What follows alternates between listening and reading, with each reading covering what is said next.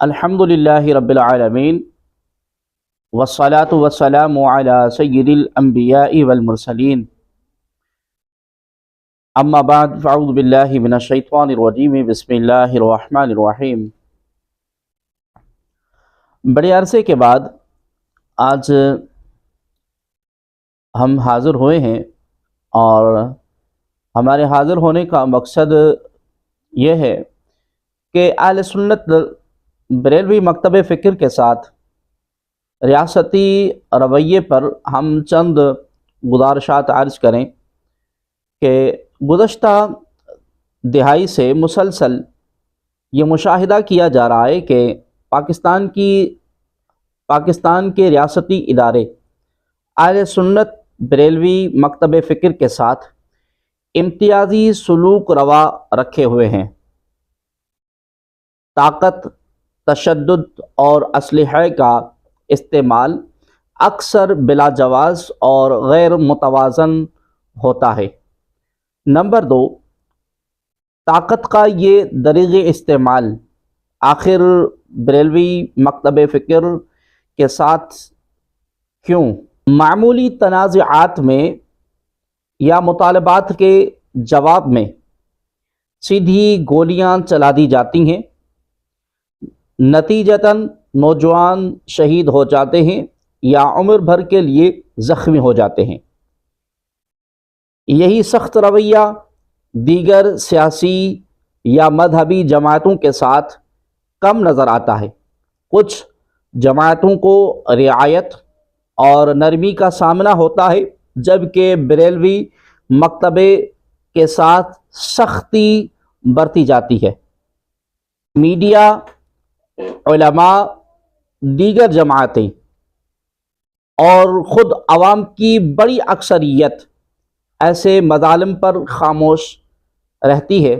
چند ایک افسوس کرتے ہیں مگر بات وہیں ختم ہو جاتی ہے۔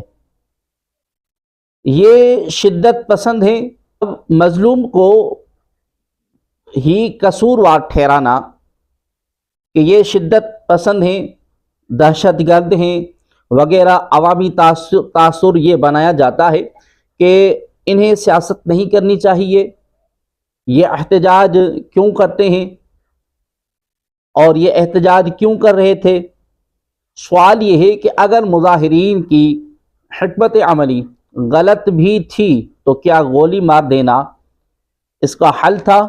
حال ہی میں 10 اکتوبر کو امریکی سفارت خانے کے سامنے احتجاجی مارچ کا اعلان کیا گیا، جو کہ بالکل جائز اور منطقی مقام ہے، کیونکہ امریکہ اسرائیل جارحیت کا بڑا حمایتی ہے، مگر حکومت نے کوئی حیلہ بہانہ کیے بغیر سیدھا گولی چلانے کا راستہ اپنایا، جس سے 2 افراد شہید اور متعدد زخمی ہو گئے۔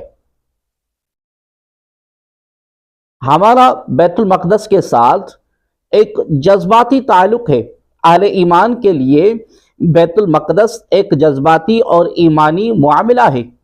احتجاج کو طاقت سے دبانا اسے جذباتی وابستگی کی توہین ہے۔ جھوٹ پر مبنی حکومتی بیان کا آنا، جس طرح طلال چودھری کی پریس کانفرنس میں جھوٹ اور ڈھٹائی سے واقعات کو مسخ کیا گیا، جس پر حیرت اور افسوس ہوا۔ حکومت کو یہ جرت کس نے فراہم کی کہ طلال چودھری جیسے افراد کے بے خوف بیانات دراصل اس خلا اور کمزوری کا نتیجہ ہیں جو اہل سنت کے علماء مشائخ کی باہمی تقسیم سے پیدا ہوئی ہے۔ گزشتہ کئی دہائیوں میں بریلوی قیادت گروہوں، ٹکڑیوں اور ذاتی وفاداریوں میں بٹ چکی ہے۔ علماء ایک دوسرے کے خلاف بولتے ہیں، الزام لگاتے ہیں اور اپنی ہی صفوں میں نفرت پھیلاتے نظر آتے ہیں۔ یہ مخالفت دراصل دین، تحریک اور امت کو نقصان پہنچا رہی ہے، حالانکہ ان کی مخالفت کا رخ کفر، ظلم اور سامراج کی طرف ہونا چاہیے تھا۔ اب حل کیا ہے اس کا؟ ہر اس شخص اور تنظیم سے دور ہو جائیں جو انتشار اور افتراق پھیلا رہا ہو۔ ورنہ اتحاد، مقصد کی یکسوئی اور اخلاص کے بغیر بربادی کا سلسلہ مزید بڑھے گا۔ میری پوزیشن کیا ہے کہ میری کسی پارٹی یا تنظیم سے وابستگی نہیں، مگر میں ہر ظلم کی مذمت کرتا ہوں اور قرآن کے اس حکم کا پابند ہوں کہ نیکی اور تقوی کے کاموں میں تعاون کرو۔